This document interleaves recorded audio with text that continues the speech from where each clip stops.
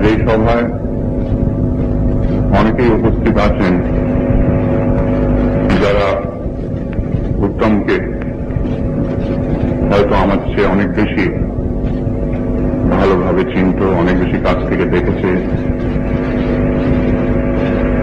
বন্ধু হিসেবে অথবা তার সঙ্গে কাজের সূত্রে তার আরো অনেক বেশি কাছে এসেছে। কিন্তু একটা মানুষকে চেনার অনেকগুলো স্তর আছে। বিশেষ করে উত্তমের মতো একজন জনপ্রিয় সিনেমা শিল্পী, তাকে চেনার অনেকগুলো স্তর আছে। দর্শকবৃন্দ যারা তার ভক্ত ছিল, তাদের অনেকেই হয়তো তাকে কোনোদিন সামনে থেকে দেখেনি, তারা হয়তো এখানকার লোকই না, কিন্তু তারাও তাকে একভাবে চিনত, তার কাজের মধ্যে দিয়ে, তার সম্বন্ধে পড়ে, তার বিষয় জেনে। তারাও উত্তমকে নিশ্চয়ই ভীষণ আপন লোক বলে মনে করত। তাছাড়া তার অন্তরঙ্গ বন্ধু, তার আত্মীয়, তাদের চেনার আবার আরেকটা স্তর, তারাও উত্তমকে চিনত। তারপর যারা তার সঙ্গে কাজ করেছেন, অভিনয় সহ অভিনেত্রী, অভিনেতা বা যেসব কলাকুশলী তার সঙ্গে বছরের পর বছর, গত 30 বছর ধরে কাজ করেছেন, বহু ছবিতে একসঙ্গে কাজ করেছেন, তাদের চেনা স্তর আবার আরেকটা আলাদা।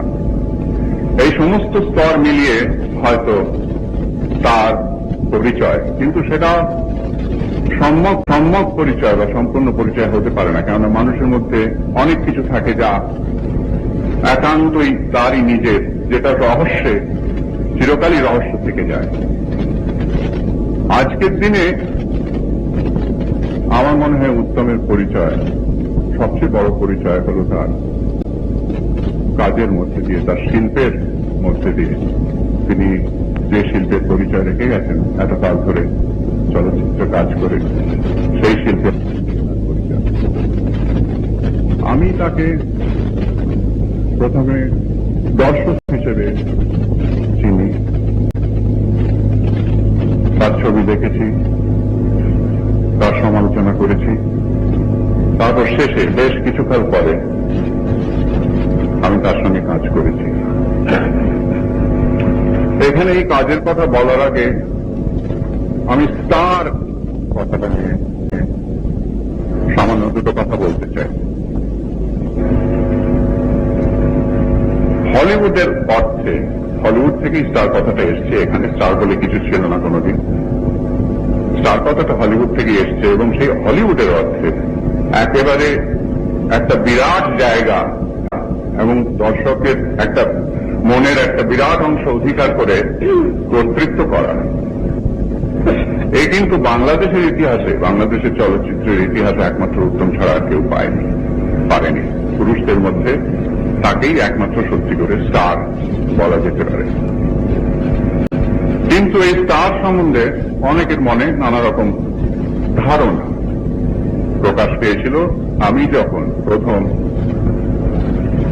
ঘোষণা করি যে আমি উত্তম কুমারকে নিয়ে একটা ছবি করছি।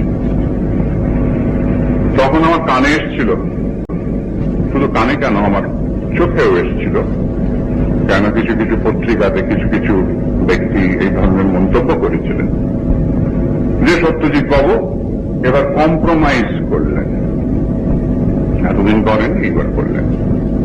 মানেটা জানো, আমি যতদিন নতুন অভিনেতা নিয়ে কাজ করেছি, অচেনা আনকরা নতুন অ্যামেচারদের নিয়ে কাজ করেছি, সেটা কম্প্রোমাইজ না। তারপর আস্তে আস্তে কেন বেশ অচিরেই আমি পেশাদারী অভিনেতা অভিনেত্রী নিয়ে যখন কাজ করেছি, সেটা কম্প্রোমাইজ না। কিন্তু যখন আমি স্টার নিয়ে কাজ করছি, সেটাই হয়ে গেল কম্প্রোমাইজ। সত্যজিৎ বাবু পথে এসেছেন, এবার উত্তম কুমারকে নিয়ে ছবি করতে হচ্ছে। এখানে এটা সাধারণত এই ধরনের ধারণাটা প্রচারিত হয় এক দল লোকের মধ্যে দিয়ে, যারা নিজেদের খুব হাইব্রাউ ইন্টেলেকচুয়াল বিদগ্ধ উন্নাসিক বলে মনে করেন, কিন্তু আমি তাদের ভাবি বোকা। তারা বোকা ছাড়া কিছুই না, কেননা তাদের স্টার সম্বন্ধে ধারণাটা খুবই অস্পষ্ট, এবং তাদের মনে যে একটা ধারণা রয়েছে যে স্টার অভিনেতা নয়, তারা আরো একটা কিছু, অন্য একটা কিছু, যাদের সঙ্গে কোনো শিল্পের কোনো সম্পর্ক থাকতে পারে না। এখানে তাদের ধারণাটা যে একেবারে এক কথায় উড়িয়ে দেওয়া যায় তা না, কিছু কিছু উদাহরণ আছে। যেমন আমি নিজেই জানি, হলিউডের কথা বলি, একজন বিশেষ স্টার যিনি বহুদিন ধরেই ছবি করছেন এবং স্টার হিসেবেই করছেন, গ্রেগরি পেক। তার কথা আমি জানি। তিনি যখন ছবিতে প্রথম নামলেন, প্রথম ছবি যখন শুটিং হচ্ছে, তখন পরিচালক এবং প্রযোজক তার সঙ্গে কাজ করে বুঝতে পারলেন যে একে দেওয়া হবে না, এই ছবির পরেই একে বাতিল করতে হবে। কিন্তু সেই ছবি যখন মুক্তি পেল, তার অল্প দিনের মধ্যেই এত সংখ্যায়, এত lakh lakh fan mail Gregory পেকের নামে এলো যে সেখানে প্রযোজককে বাধ্য হয়ে তাকে স্টারের মর্যাদা দিয়ে তাকে কায়েমি ভাবে রেখে দিতে হলো, এবং তিনি সেই স্টার এখনো রয়ে গেছেন। আমি শুনেছি এখনো নাকি তাকে দিয়ে ঠিক কাজটি আদায় করায় বেশ ব্যাপারটা বেশ দুরূহ ব্যাপার। তিনি এখনো সেরকম অভিনয়, কিন্তু তিনি স্টার হয়ে গেছিলেন ঘটনাচক্রে, কেননা পর্দায় তার মধ্যে অনেকে এমন কিছু পেয়েছিল যেটা তাদের ভয়ানক ভালো লেগেছিল। সে তার বিপরীত নিদর্শন উদাহরণ রয়েছে মার্লন ব্র্যান্ডো, যিনি ছবিতে থিয়েটারে অভিনয় করে নাম করেছিলেন, এবং সেই অবস্থায় নামী থিয়েটার অভিনেতা হিসেবে তিনি প্রথমে হলিউডে আসেন, এবং প্রথম ছবিতেই তিনি স্টার হয়েছেন। পরিচালক প্রযোজকের কোনোদিন কোনো অসুবিধার ভোগ করতে হয়নি, কেননা তিনি অতি উঁচু দরের অভিনেতা ছিলেন এবং এখনো আছেন। কিন্তু উত্তম কুমার যেভাবে স্টার হয়েছিলেন, তার কাহিনীটা কিছুটা অন্যরকম। উত্তম কুমারের প্রথম দিকের ছবির কথা, সত্যি কথা বলতে কি আমি জানি না, সে ছবির নামও আমাকে জিজ্ঞেস করলে আমি বলতে পারবো না। তিনি খুব অল্প বয়সে, ইয়াং বয়সে নেমেছেন, তার অভিনয় একটা শখ ছিল। তিনি তখন খুব ভালো অভিনয় করতে পারতেন কিনা সে বিষয়ে আমার সন্দেহ আছে। যাই হোক, তার ছবি লোকে নেয়নি, সেসব ছবি লোকে ভুলে গেছে, কিন্তু উত্তম কুমারকে কষ্ট করতে হয়েছে, চেষ্টা করতে হয়েছে, স্ট্রাগল করতে হয়েছে। আমি যখন তার ছবি দেখি, তখন তিনি কিছুটা নাম করে ফেলেছেন। সে ছবিগুলো ছিল নির্মলদের করা ছবি, এবং তিনটি ছবি আমার মনে হয় আমি দেখেছিলাম, বসু পরিবার, 74.5 আর চাপাডাঙ্গার বউ। তিনটে দেখেই প্রথমে আমার এইটা মনে হয়েছিল যে এই পরিচালক বেশ চতুর, দক্ষ পরিচালক। এবং উত্তম কুমারকেও আমার ভালো লেগেছিল, তার একটা সাবলীলতা ছিল, তার মধ্যে একটা ব্যক্তিত্ব ছিল। তবে এটা তো স্বীকার করতেই হয়, এটা অন্তত আমি বিশ্বাস করি যে যেখানে বোঝা যায়, যেখানে একজন পরিচালক অভিনেতাকে দিয়ে অভিনয় করিয়ে নিতে পারেন, সে ক্ষমতা যে পরিচালকের আছে, তার করা ছবিতে ভালো অভিনয় দেখে বাইরের লোকেরা কেউ কোনোদিন সঠিক জানতে পারবে না যে অভিনয়টা কোত্থেকে এসছে, সেটা কি অভিনেতার মধ্য থেকেই এসছে সম্পূর্ণভাবে, না অনেকখানি অবদান পরিচালকের, সেটা কোনোদিন বোঝা যাবে না। সত্যি কথা বলতে কি, আমি উত্তমের তারপরে তখনও আমি ছবিতে আসিনি, আরো বেশ বোধহয় 3-4 বছর পরে আমি প্রথম ছবি করি, এবং তারও 10-12 বছর পরে আমি উত্তমের সঙ্গে কাজ করি, 12-13 বছর। তার মধ্যে আমি উত্তমের আরো কিছু ছবি দেখেছি। উত্তম তখন ক্রমে যাকে বলে স্টার, রোম্যান্টিক স্টার, সেই পর্যায়ে উঠেছেন, এবং তার যে অভিনয় ক্ষমতা আছে সেটা মোটামুটি আমি তার ছবি হিসেবে, যে ছবি ভালো না, খারাপ ছবি, যেখানে আমি বুঝতে পারছি যে পরিচালক তেমন সুবিধের কাজ জানেন না বা তেমন ভাবে দক্ষ নন, সেইখানে কিন্তু তার কাছ থেকে আমাকে স্বীকার করতেই হয়েছে, আমাকে বুঝতে হয়েছে। আমি বুঝতে পেরেছি যে এই ছেলেটির মধ্যে জিনিস আছে, যেখানে পরিচালক তাকে খুব একটা সাহায্য করছেন না বা সাহায্য করবার ক্ষমতা ছবির অন্য কোথাও তিনি প্রকাশ করছেন না, সেখানে আমাকে ধরে নিতেই হবে যে উত্তম কুমারের মধ্যেই নিশ্চয়ই এটা তার অনেকখানি নিজের অবদান। সেখানে এটাও দেখেছি যে উত্তম ক্রমে ক্রমে তার কতগুলো অঙ্গভঙ্গি, ভাবভঙ্গি, চলন বলনে কতগুলো নিজের মতো জিনিস তৈরি করে নিয়েছে, নিজের একটা ইমেজ তৈরি করে নিয়েছে, এবং সেটা খুব অত্যন্ত বুদ্ধি বিবেচনা করেছে। সে জানে যে কতগুলো জিনিস করলে, কতগুলো জিনিস পর্দায় দেখতে দর্শক পছন্দ করবে, দর্শক তারিফ করবে। সেই জন্য সে সমস্ত জিনিসটা অত্যন্ত হিসেবের সঙ্গে সে সেইভাবে নিজের একটা ইমেজ তৈরি করে নিয়েছে। এখন এটা কিন্তু একটা সাংঘাতিক গুণের ব্যাপার, এটা খুব সহজে হয় না। এবং এটাও ঠিক যে একজন স্টারকে যদি স্টার হিসেবে সে যখন স্টার, তো সে নিজের বসে হয়নি, অনেকের মধ্যে স্টার হওয়ার মধ্যে যেন একটা দোষ, সেটা তার নিজের গুণেই হয়েছে। কিন্তু সেটা যখন একবার হয়ে গেছে, তখন তাকে কতগুলো ধরা বাঁধা নিয়মের মধ্যে, কতগুলো গণ্ডির মধ্যে তাকে চলাফেরা করতেই হবে, কতগুলো নিয়ম তাকে মানতেই হবে। এবং সেই নিয়মের অনেকগুলো উত্তম নিজেই তৈরি করে দিচ্ছে, এইভাবে আমাকে কথা বলতে হবে, এইভাবে অত্যন্ত দক্ষতার সঙ্গে আমার মনে হয়েছিল তার সেই অভিনেতাও দেখা যাক না আমি তার